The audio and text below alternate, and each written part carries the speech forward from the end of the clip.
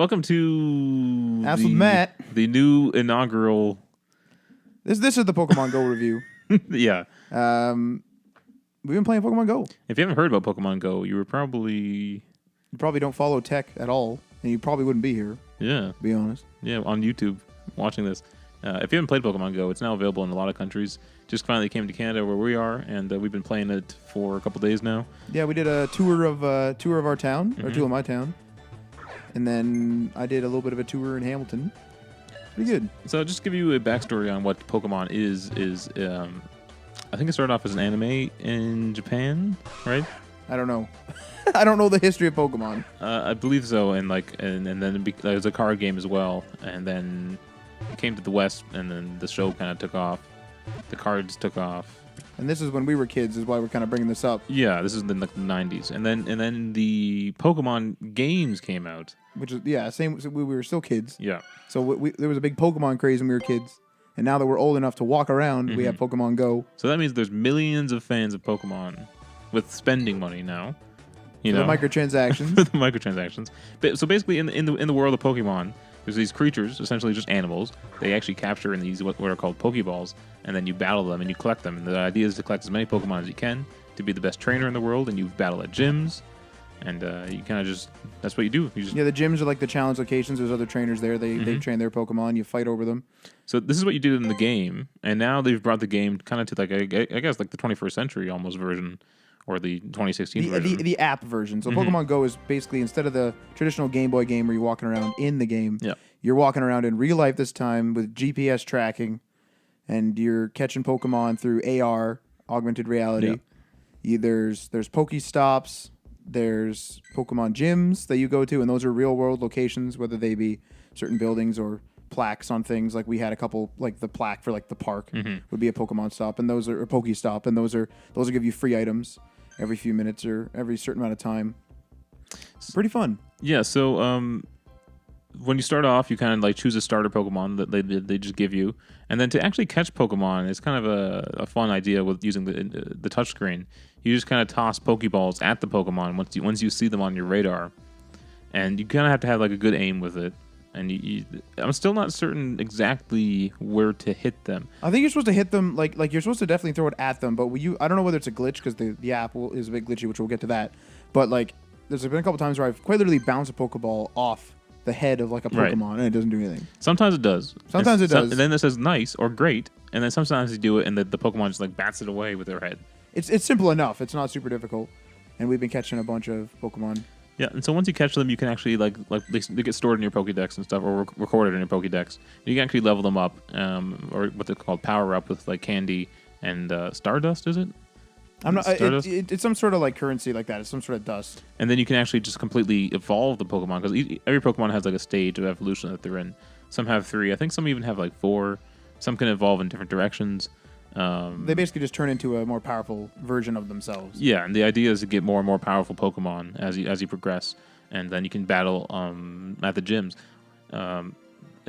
Apart from that, there's microtransactions. You can buy items. You can buy Pokecoins, which you can allow you to buy the in-game items, which can actually give you some advantage in terms of healing your Pokemon. Yes, or incubating eggs. Yep, there's lures as well. So like that'll lure Pokemon to you. Yep.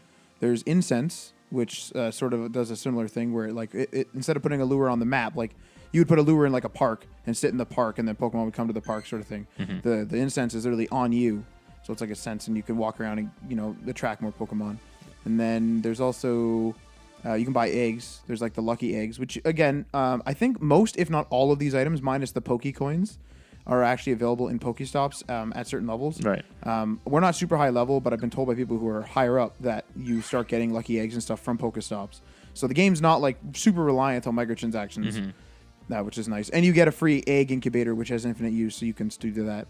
And an egg incubator, which we should clarify, is you will get an egg from like a Pokestop, and it's just like a mystery Pokemon.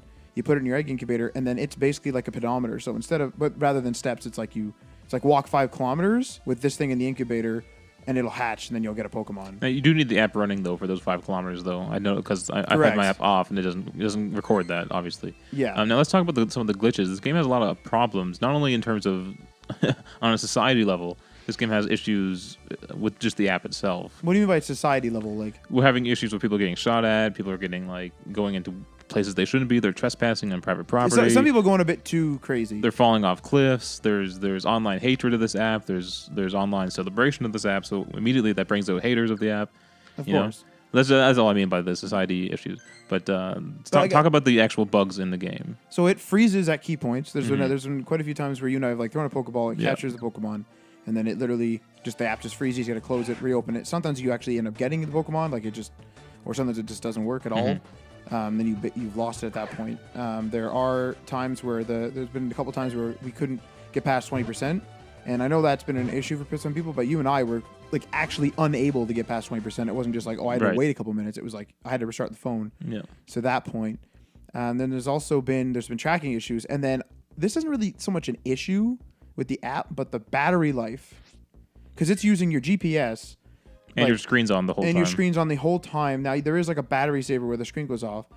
Unfortunately, when you and I were using that, now this was one update back. There was an update today.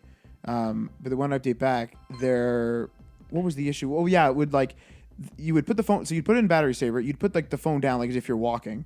Because like you're just supposed to be like walking around with your app, right? Wait for the phone shake. You'd be like, oh, there's a Pokemon. Then you pick it up.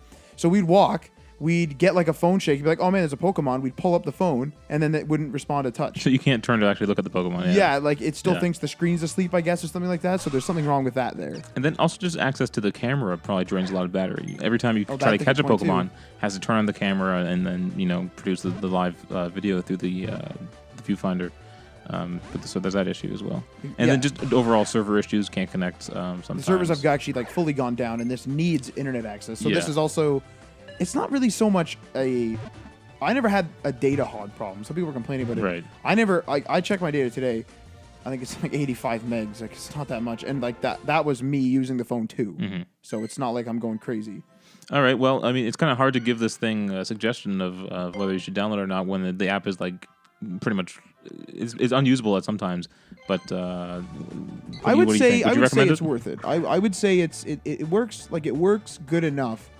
But like what I was saying to you is it's an excellent concept, but the app needs help. Like the technology needs help. Yeah, if you have patience for glitches and things, it's definitely a fun app, and you can see the potential. So there's definitely, if you want to live with this game for the next couple months or whatever, as they update it and fix it and add features. I'm hoping they add a lot of features, like even like user to user battles. That'd be cool. Stuff like that would be make cool. it more like the actual Game Boy games. That'd be cool. Yeah. All right, there you go. That's our apps with Matt Apps review with Matt. of Pokemon Go. Thank you.